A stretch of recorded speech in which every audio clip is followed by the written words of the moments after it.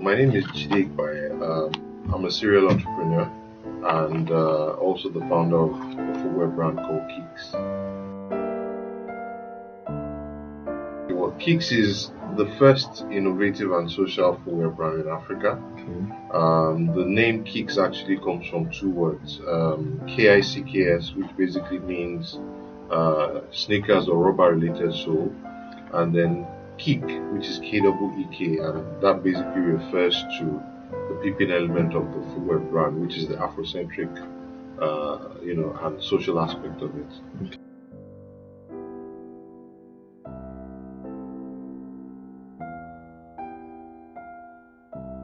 Okay, so bringing exciting designs to life. So if you basically followed our story and some of our products, we tend to infuse some element of art or design into the products, and this varies from inspiration from iconic figures in Africa to also themes around our tradition and our story in Africa. So we try to put that into the shoes, and that involves the designing aspect.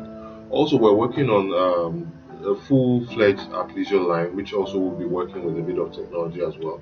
So you basically have what you call haptic technology or wearable technology, as you would call it. Basically, something that will be working with the shoes to also give you feedback on how you run and stuff like that. So that comes from the design aspect, and we also would constantly be collaborating with not just our team internally, but also external parties to create new products and designs.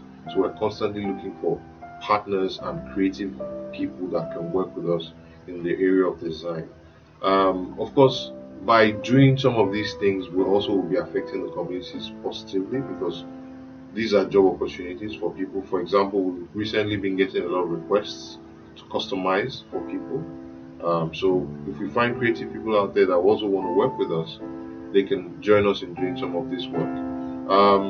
We also have the social aspect of our brand where we tend to want to work on specific projects that can basically enable us to donate a certain percentage of our profit to social causes. So one of the examples is Dustbin Estate.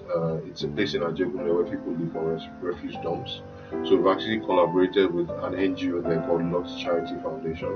They basically feed these street kids and they educate them. So we basically donated stuff to them in terms of shoes and provisions, and basically we constantly look for initiatives such as those that empower the community.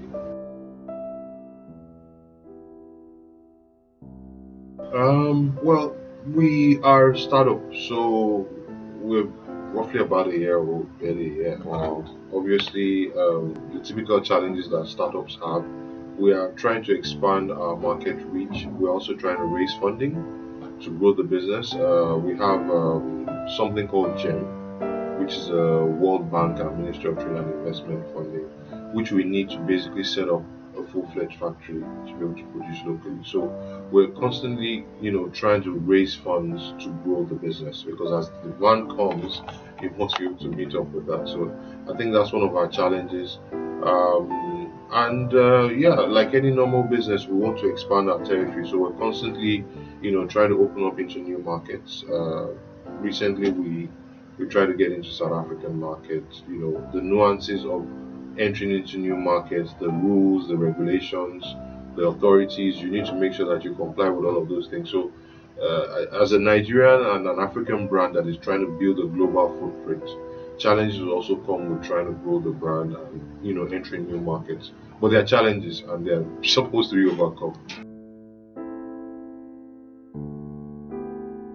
So basically it's chop knuckle. Okay. And what that refers to is it's a way of greeting people and also trying to celebrate the impacts we create in Africa. So when you're wearing a pair of Keeks and you see some other guy wearing a pair of Keeks, you should chop knuckle and say, hey, we are doing great things and we're connecting.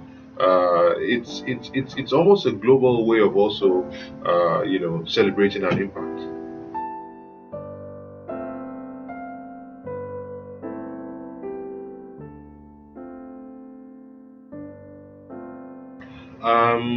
I think right now one of the greatest assets that the youth of today have is the fact that we operate in a global environment.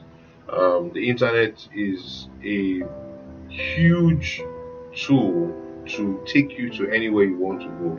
And I think what we need to do constantly is not just look at our internal workings, but look outside and see what is happening outside and be able to also understand that we're working in a global environment. So, using the internet as a tool for information gathering, also talking to other people outside of our own environment, rubbing minds, sharing ideas, collaborating with people that are not of like minds will give you an opportunity to do things differently.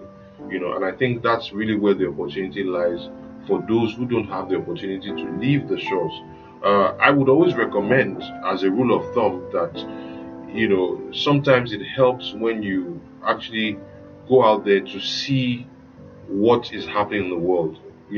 I always advise people to travel a lot because it gives you that opportunity to be able to compare where you're coming from and what is happening out there. And then you see the gaps and then you're able to apply those opportunities in your local market. So it's not that you have to go outside to be successful, but you need to have an open mind to also be able to become more creative and have new ideas and see new opportunities where they arise. Okay,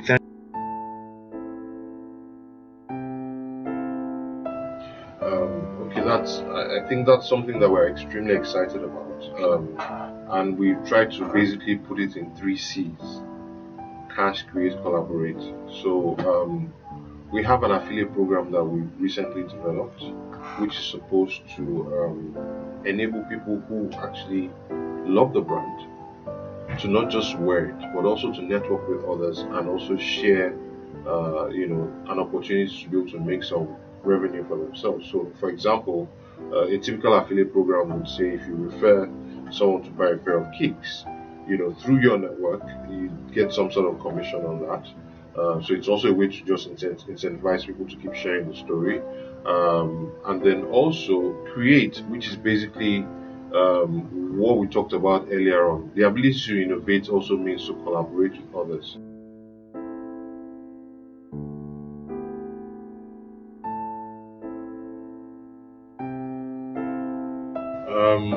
I think one of the greatest tools, like I mentioned, that we have today is the internet. The internet, enables you to cut across not just your physical location, but anywhere in the world. People have that opportunity to be able to see what you're doing. We'll be having a TED talk shortly in a couple of weeks in one of the universities. We had the Leadership Youth Summit conference that happened about a month ago, where we addressed a couple of youths in the National Stadium. A lot of the content that we also developed, we're featured on CNN African Voices, and these are basically platforms that are available. We're on social media, we're on Instagram, we're on Facebook, we're on Twitter. We share, messages from time to time. Yesterday, for example, I was at the Queen's College. There was the National ICT Championship Olympics, which basically featured kids from different federal government colleges coming together to do scratch programming, computer assembly, design of graphics and stuff. And Keexs was one of the sponsors as well. So these are basically initiatives that we try to also get involved with to be able to encourage the youth. And I think the great thing again is we have a lot of trail on the internet. So if you decide to actually check us out, you can see our story and you can see how we're evolving. And I think this is also a way to also motivate other people to know that if you've got an idea, you've got a dream, there's no limit to what you can achieve, especially when you understand the power of numbers and the ability to leverage not just your own mind, but also working with other people to achieve those dreams.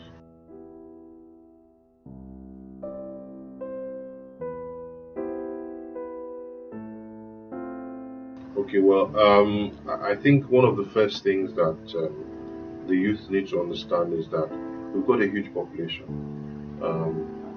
Right now, I'm sure we're almost about 180 million people, right? And it also means that with that number, there comes a huge opportunity. The technology industry, for example, is beginning to tap into that. You have things around mobile payments.